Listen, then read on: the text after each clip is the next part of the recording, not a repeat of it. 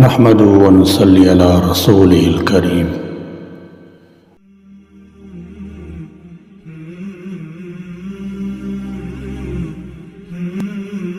جب تک ہمیں صالح اور دیانتدار قیادت نہیں مل جاتی اس وقت تک حالات یوں ہی دگرگوں رہیں گے۔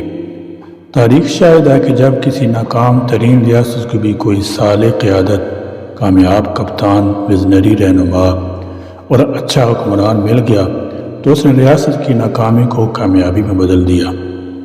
یاد کریں، سنگاپور 19ویں صدی تک ایک ہولناک قسم کا جزیرہ تھا۔ لوگ یہاں جاتے ہوئے بھی ڈرتے تھے۔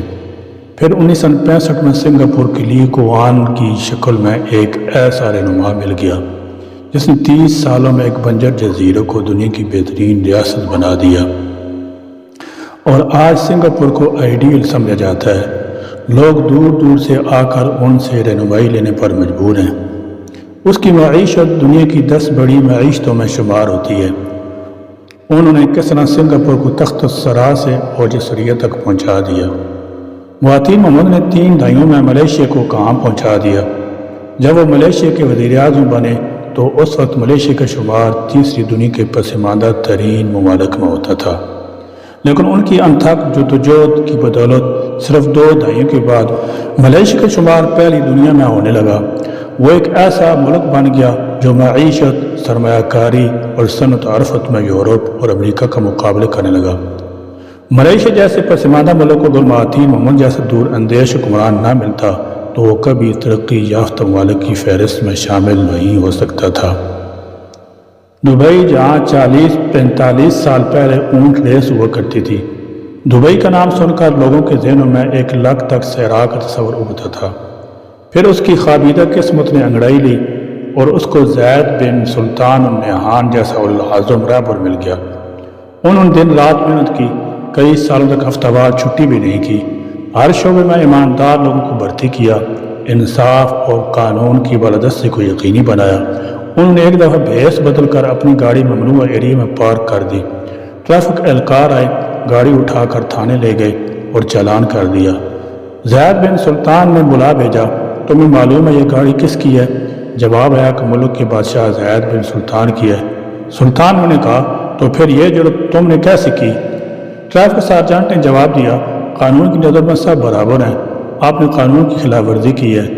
اس پر زید بن سلطان نے تاریخی جملہ کہا، اب دبئی ترقی کی شاہراہ پر چڑھ چکا ہے، اس کی ترقی کو کوئی نہیں روک سکتا۔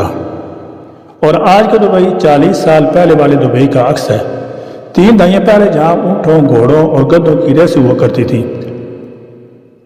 اب وہاں آسمان کی بلندیوں کو چھوتی ہوئی جگمگاتی عمارتیں ہیں۔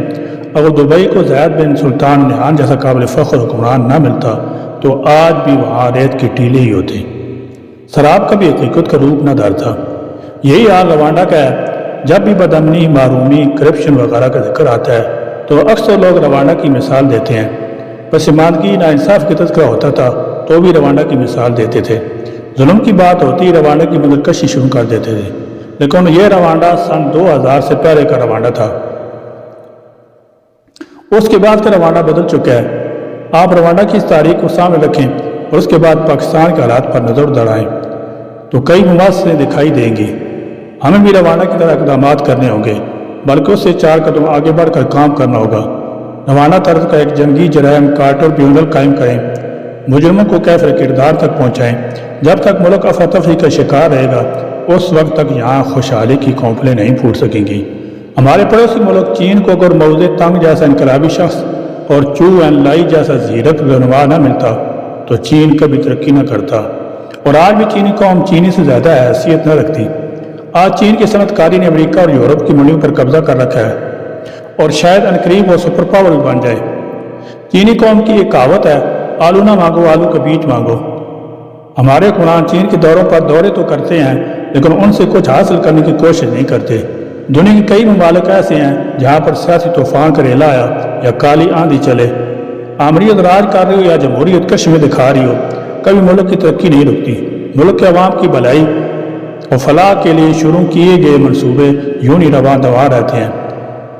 ان کے سسٹم اور منصوبے میں ترمیم ممکن نہیں، لیکن پاک وطن میں عجب چلن ہے۔ جب بھی 2-4 سال بعد صدر، وزیر اعظم، دیگر وزارتوں کے قلمدان بدلتے ہیں تو پہلے سے جاری منصوبوں کو یکسر ختم کر کے اپنی منشا کے مطابق منصوبوں پر کام شروع کر دیا جاتا ہے۔ کسی نے قوم کی قیمتی اثاثے کوڑیوں کے دام فروخت کیے تو کسی نے قوم کے خون پسینی کمائی سے سرائے اور محل تعمیر کیے، کسی نے بھوک اور پیاس سے سسکتے عوام کو چھوڑ کر گھوڑوں اور گدھوں کو مربع اور بادام کھلانے میں رتی بار شرم محسوس نہ کی، کسی نے اپنوں کو نوازنے کے لیے بنیادی قوانین میں تبدیلیاں کی، کسی نے قومی مفاد اور ذاتی مفاد کو ترجیح دی۔ جب پاک وطن کے حکمرانوں کی اس دلگزار تاریخ پر نظر ڈالتا ہوں تو مجھے سب اپنی بقا اور مفاد کی جنگ لڑتے نظر آتے ہیں۔ دکھ تو اس بات کا ہے آج بھی ہمارے رمال اسی قسم نعرے لگا کر قوم کو مشتعل کر رہے ہیں۔ قوم نے اپنا ملک بچانے کے لیے اپنا تن من دھن ہر وقت میں قربان کر دیا اور ہر اس شخص کا ساتھ دیا جس نے خود کو قوم کا نجات دہندہ ثابت کرنے کی کوشش کی۔ بے بس قوم آج بھی پیٹ پر پتھر باندھ کر اور اپنے خون پسینے کی کمائی میں ٹیکس دے کر ملک کی ترقی کی خوشحالی کے لیے کوشاں ہے، لیکن انہیں کوئی صحیح دیانتدار قیادت نہیں مل رہی جو ملک و قوم کی تقدیر بدل دے۔ اچھا لیڈر ہمیشہ اپنی قوم کو بڑی ہوشیاری سے ناکامی کے بھنور سے نکال دیتا ہے اور اپنے عمل سے اپنی قوم کی رہنمائی کرتا ہے۔ بے شک ہماری ضرورت صالح قیادت ہے، جب تک ہمیں ایسی قیادت نہیں مل جاتی اس وقت تک اسی قیادت پر اعتماد کرنا چاہیے، کیونکہ حدیث شریف میں آتا ہے کہ خواہ حکمران کیسے بھی ہوں ان کی اطاعت کرنی چاہیے۔ بخاری شریف میں حکمرانوں کی اطاعت کرو اگرچہ وہ حبشی غلام ہی کیوں نہ ہو۔ وما علینا الا البلاغ۔